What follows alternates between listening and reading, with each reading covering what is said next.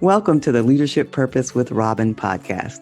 I'm your host, Robin L. Owens, PhD, and this is where we dive in each week to give advice, tools, and tips for high-achieving women leaders, and we talk about leadership purpose and its importance for you. I am a college professor, and when I am not doing that, I am speaking, writing, coaching, mentoring, and teaching high-achieving women leaders how to find, and not only find, but how to stay in alignment with their leadership purpose so they can make a meaningful difference right there in their career, leadership, or business. Okay, let's dive in. Hi, everyone. Welcome back to another episode of the Leadership Purpose with Dr. Robin podcast. I'm so glad you're here. I'm so glad you take time out of your busy day and week and all that you're doing to listen into the podcast. Really appreciate you.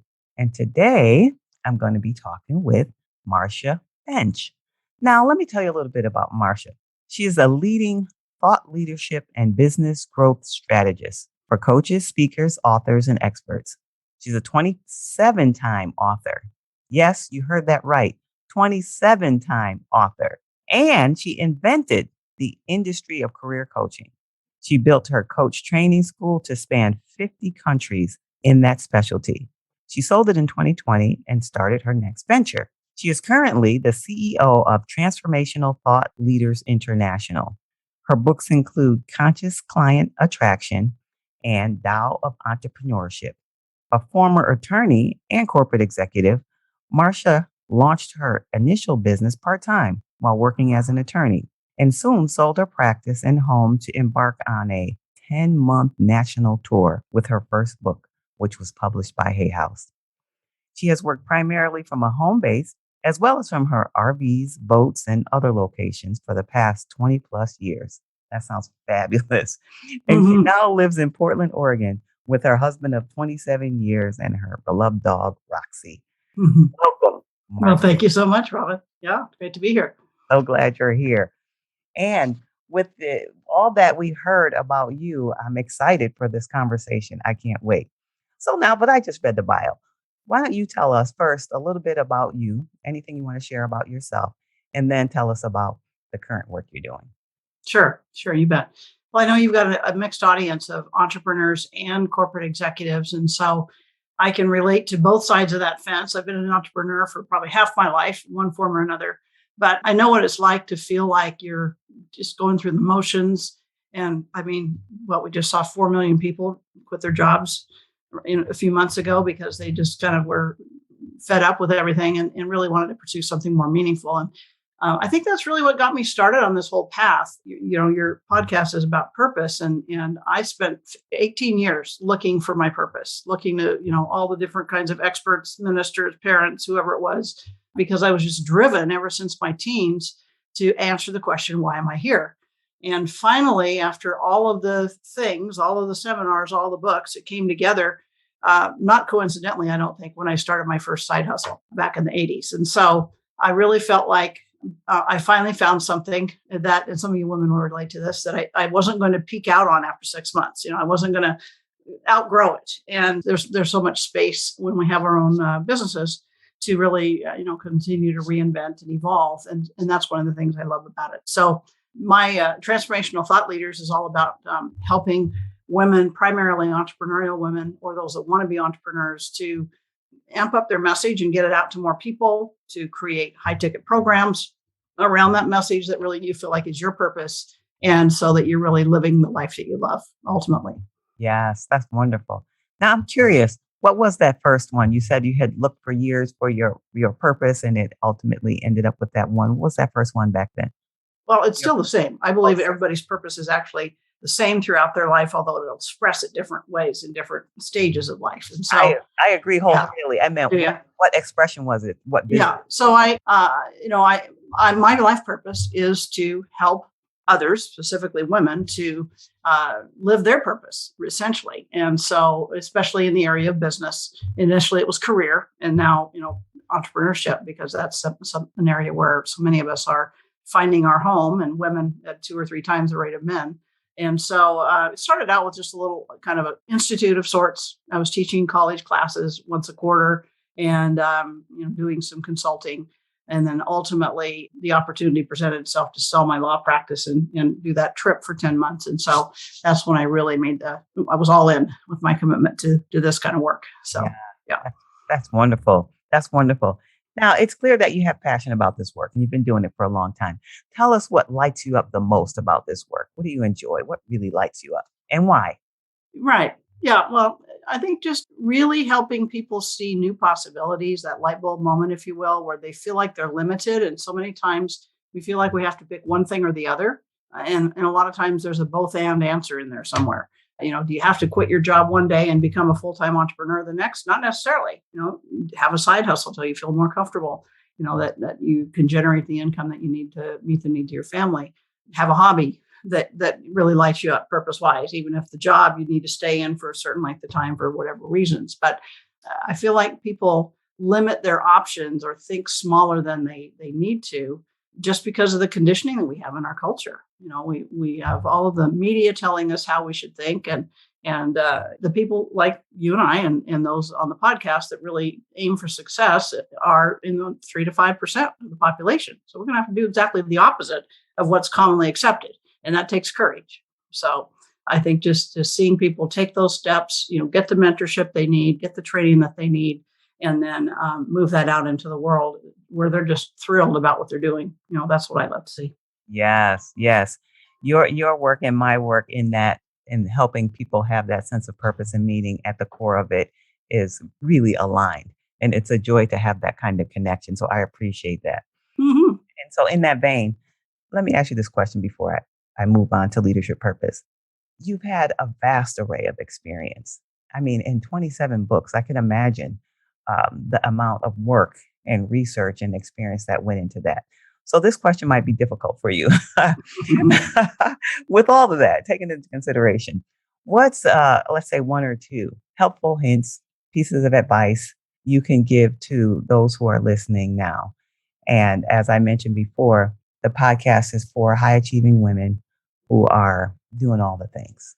Mm-hmm. So from any area of your life and work, what's something you can offer to them?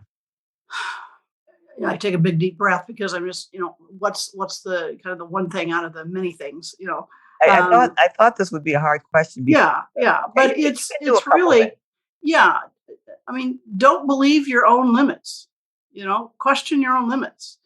Because I mean, it used to be, hopefully most people aren't thinking this way anymore, but those that are in jobs might be. It's like, if I can't find another job in my field in this area, then I can't make a move. Well, we got the internet. I mean, you could do business anywhere in the world. I lived in a small resort town in Arizona the first 5 years of Career Coach Institute, had not a single student or client in the whole state, but I was building a multinational business. And because we wanted to live there. So we got to make those choices. And so, if you don't think it's possible, question your limits and open to the possibility that if your desire is there, that there is a way to do it. People get it backwards. And I say this in almost every workshop that I do, Robin, that they think that if they don't have the money, they can't make an investment in coaching or in a workshop or go see a certain person that they want to see live in a seminar. The fact of the matter is, first you make the decision, cut off the other options, then the money has a reason to show up.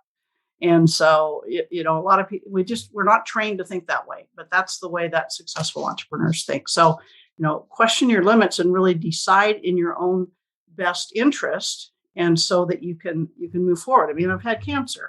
I've dealt with addiction. I've dealt with, all kinds of different things because I pushed myself too hard in the past. And I had to make those choices. I was kind of backed into the corner. Hopefully your listeners aren't there yet, but if they are, that's the opportunity, is to say, okay, so what does this really mean for my choices going forward? And, you have one lifetime or you have multiple lifetimes. I don't know which is true, but you've got this one. It has a limited number of years to it. And so don't wait to try to fulfill your dreams. I just read this morning, life is a series of happy moments, and many people miss those moments because they're trying to get happy, trying to leapfrogging over the experience in order to reach an end result that can really be happening right now. Yes, yes. There's power in the right now. Mm-hmm, Yes, mm-hmm. yes. Yeah, thank you. I appreciate that. Okay, so as we kind of talked about already, and my work is about leadership purpose. And so when you hear that term, what comes to your mind? Well, certainly, it takes focus and courage to lead others. I've been in that role myself in my corporate career, and even in my business now with the team that I have. And so, doing that with a sense that you're setting the vision for the company, you're not just trying to meet this quarter's numbers, but you're really doing it with a sense of a bigger purpose that your organization or your team is looking to accomplish. I think that's where the real engagement and motivation happens in where it is in corporate America is when people really feel like they're on the same boat, paddle in the same direction towards a meaningful goal to everybody. I guess that's kind of what comes to my mind about it. Yes, I see that image of the boat right now, and I see them paddling, and yeah, it makes a lot of sense. So, given that, do you think it's important to have leadership purpose?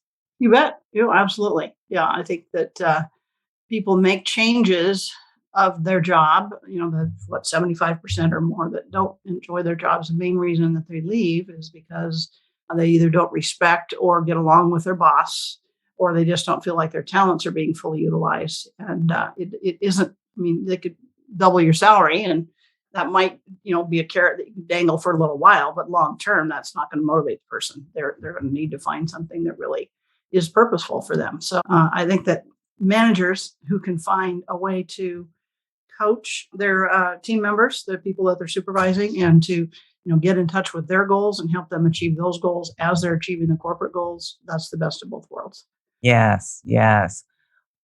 I mean, I'm sure you have so much that you can share with us, but now that we're coming to the end of our time, is there something I haven't asked you that you'd like to share about anything?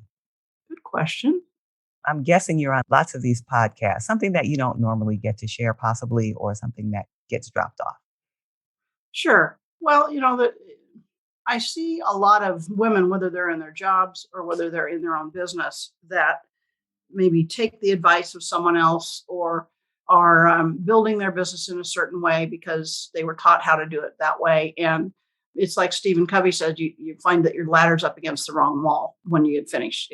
It's like, oh, I filled my calendar with one-on-one coaching sessions, but now I have nothing but the phone in my ear all the time, or I'm on Zoom all the time, and that wasn't the lifestyle that I wanted to create. So, especially any time of the year, it's good, but particularly as we, when we're at the beginning of a quarter, beginning of a year, whatever it might be, being able to really ask yourself, what is it that you really want? What's the lifestyle that you want? And knowing what the numbers are money wise that'll fulfill that, maybe think double that in terms of where you go so that you have some wiggle room to really enjoy your lifestyle. But make sure that you're building that to meet those lifestyle goals. Because I know I've had colleagues that have moved to Europe for part of the year. I've done the sunbirding and snowbirding scenarios from Oregon to Arizona a number of years, and it just gives you more options when you know what you really want, because it's different for everybody, right? It's different for you, it's different for me, it's different for each of the listeners, and so that is something that you do get to decide for yourself, and then figure out the logistics of the spouse, the kids, the boss, the job, and all that later. Thankfully, we have so many remote working options now that really does open up some possibilities even for people in corporate. Yes, yes. Start with what you want first, right? And the lifestyle you want to lead. Selfishness is not a bad thing because no one else is going to do it for you. Yes, it has to start with you. Yeah. Right. And I'm imagining, especially given this time, as you mentioned early on, 4 million people leaving their jobs, this idea of starting with yourself first, I'm sure, gives them something to think about and permission to do it. Right. Yeah. No matter what other people think, they aren't going to understand. It's not their dream, it's yours. So they're not supposed to understand it. And that includes spouses. My parents never did get really what I do for a living since I've been online, a couple of decades now. But they supported me nonetheless. Yeah, which is the key. Right. Well, Marcia, this has been such an honor to talk to you and hear from there's so much. We can probably go on for days and days. And I know you have lots of things that you have to get to today still. So thank you for sharing your time. But if there are other people who are listening that want to hear more about you or to connect with you in some ways, how can they do that? They can do that through our website at transformationalthoughtleaders.com. That will connect you with our Facebook community as well. We have periodic free workshops and webinars for our community. And then I do have a special gift for anyone that would like it. It's a report about thought leadership, actually, at transformationalthoughtleaders.biz/gift. Okay, a little bit different suffix there, but /gift, and you'll see a way to get that report for yourself and get a little bit more insights about how thought leadership can help you today. Yeah. Yeah. That's a generous gift. Thank you for offering that. And I'll be sure to put that in the show notes. Okay, great. Marcia Bench, thank you for sharing your wisdom and all your 27 book knowledge with us today in this show. My pleasure. My pleasure. Okay, everyone. If you want to know more about me, you can reach me at robinlowens.com, or you can reach me on social media, Robin L. Owens, PhD. Mostly on LinkedIn, but you can find me other places, Robin L. Owens, PhD. And until next time, this is Dr. Robin. Thank you for tuning into this episode of the Leadership Purpose with Robin podcast. If you enjoyed it, head on over and rate and subscribe so you never miss an episode. New episodes drop every week, and I can't wait to hang out with you again soon. Meanwhile, this is Robin signing off. See you next time.